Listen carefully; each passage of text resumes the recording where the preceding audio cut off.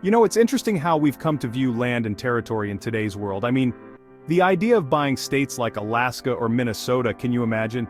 It's almost comical when you think about it. A throwback to a time when land was just a commodity to be traded like baseball cards or stocks.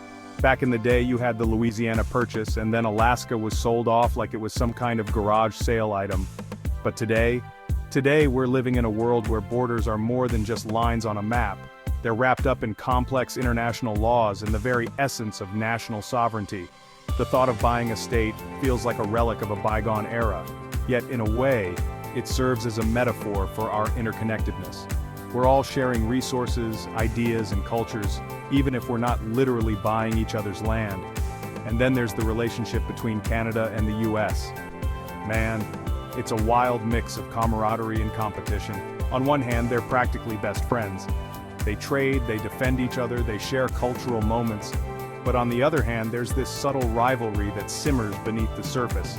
You can feel it in the air, whether it's about trade agreements or who's got the better hockey team. And let's not forget the jabs. Ford's comment about buying states? It's a playful poke that highlights this friendly rivalry, reminding us that resources and geography are still central to their partnership. Now let's talk about humor in politics. It's such a powerful tool. It can disarm people, distract them, and allow for serious conversations to happen in a way that feels approachable. Ford's quip could be seen as a lighthearted way to address some of the heavier issues like trade or resource management.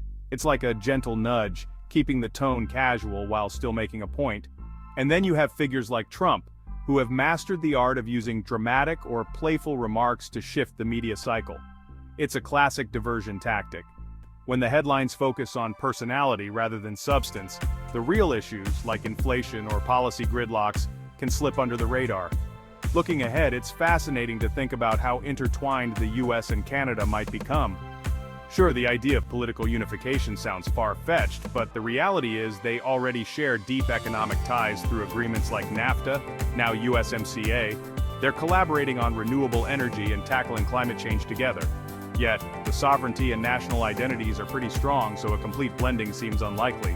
But here's the kicker. Humor really does bridge gaps. When political leaders use humor, they not only make tough conversations easier, but also humanize themselves. That joke about maple syrup and barbecue sauce?